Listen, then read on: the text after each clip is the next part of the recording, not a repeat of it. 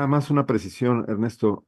Las cifras finales corroboradas por la Fiscalía del Estado ayer, domingo, son de 8 personas muertas, asesinadas en este ataque en lo que se conoce como el Trébol, en la carretera Celaya-Querétaro, que queda justo en el municipio de Apaseo el Grande.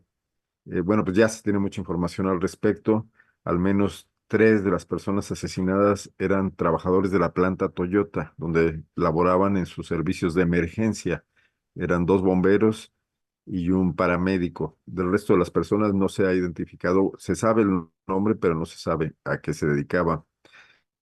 Decirte también que el domingo, a pocas horas de esta masacre, que ocurrió el sábado a las 9 de la noche, se llevó a cabo otro ataque también en este municipio de Paseo el Grande, en una comunidad que se llama Caleras de Ameche, que se encuentra a 10 minutos escasos de la planta Toyota que está en los límites de Guanajuato y Querétaro, todavía dentro de Guanajuato.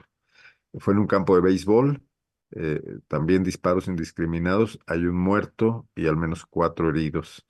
Eh, Extraoficialmente se habla de que también podrían ser trabajadores de Toyota. ¿Y por qué precisar esto? Porque marca un escalamiento en el tema de lo que pudiera ser extorsión. Eh, no quiero tampoco dejar en claro que tengo elementos suficientes para afirmar esto. También es una especulación y es una interpretación. Pero en Guanajuato se ha presumido mucho que la violencia no ha afectado a las inversiones, que siguen llegando. Bueno, ya tampoco muchas, porque desde luego estamos en otra etapa también de la globalización, pero que esto no había venido afectando la instalación de plantas automotrices, proveedoras de las propias automotrices y de otras ramas industriales. Y yo creo que hoy estamos viendo que o bien hay cierta desesperación o hay un empoderamiento de estos grupos criminales que siguen actuando en toda esta zona que acá conocemos como Laja Bajío, por el río Laja, que viene desde Dolores Hidalgo y que pasa por Celaya y que tiene una cuenca que abarca varios municipios y que básicamente pues ese ha sido el epicentro de la violencia en Guanajuato.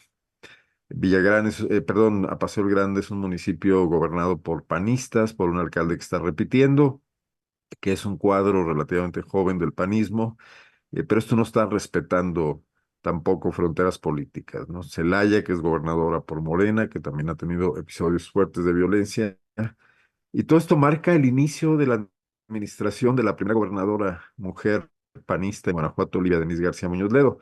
Hay que decir que ayer, transcurridas pues, aproximadamente 12 horas de que había acontecido la masacre del Trébol en Apaseo del Grande, Livia Denise García publicó en sus redes sociales no solo su condolencia y lamentar los hechos que habían pasado, sino un compromiso de ir tras los responsables y de seguir buscando la paz en Guanajuato.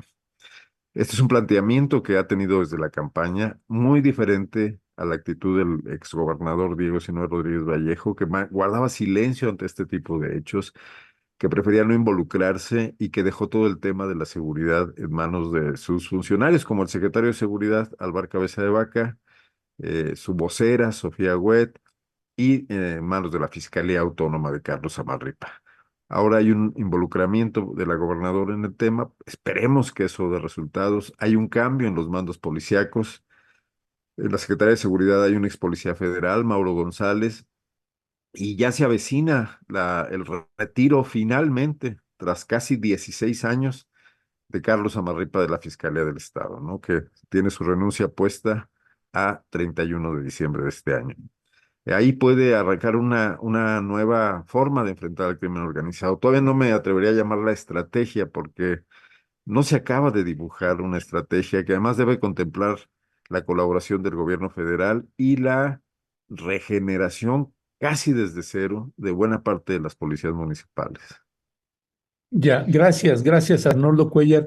Esta parte que señalas también de la gobernadora entrante, de hecho ahorita le estamos pegando una liga para que usted pueda acceder a una mini cápsula, un microcápsula que está haciendo Arnoldo Cuellar, precisamente haciendo un balance de estos primeros meses de esta gobernadora.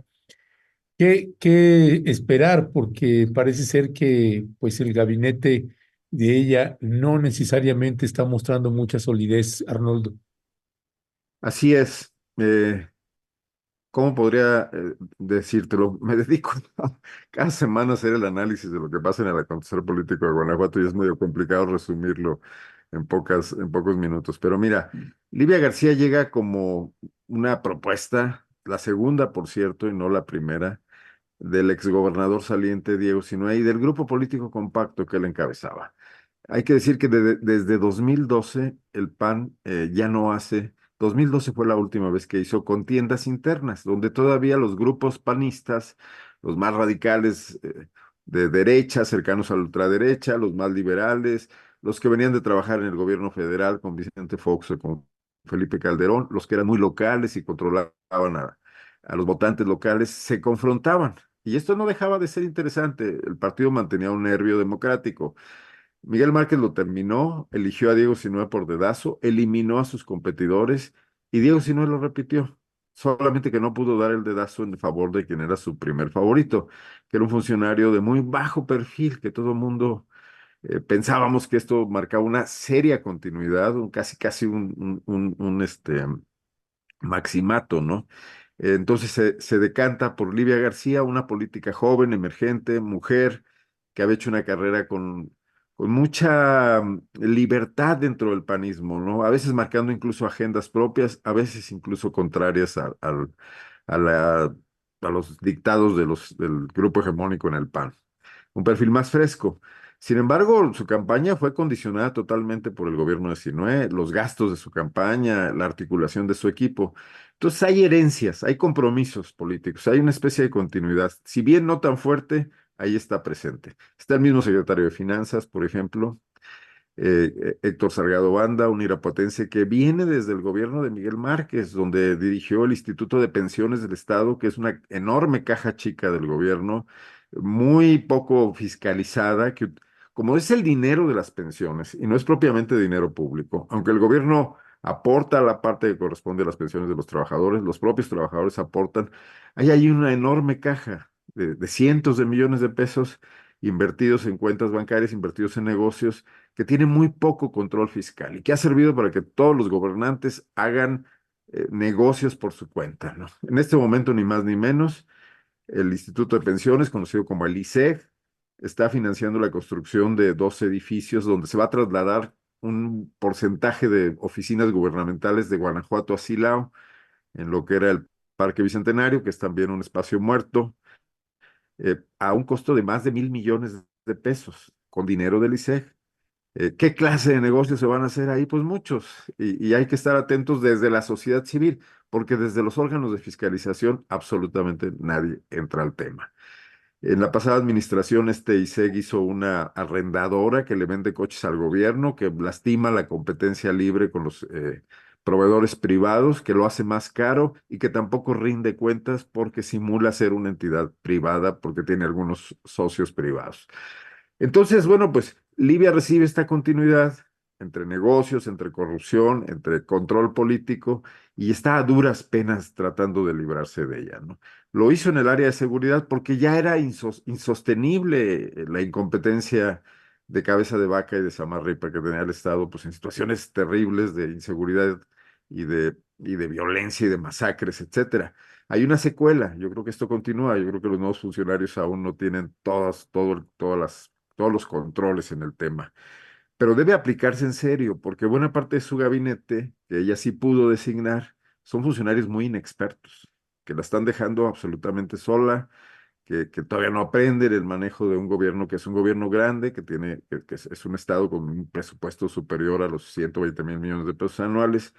Entonces sí, entre la contradicción de las herencias que recibe y la curva de aprendizaje de quienes sí son elegidos por ella, vemos, pues bueno, van 2 meses de gobierno, también me parece que esto es normal, pero creo que deben aplicarse porque las cosas no esperan y porque el Estado tiene retos importantes y el más importante de ellos quizás sea este tema de la inseguridad, que como decía al principio, puede llegar a afectar ya una de las mayores fortalezas que han presumido los gobiernos panistas en Guanajuato y que es la atracción de inversiones, ¿no?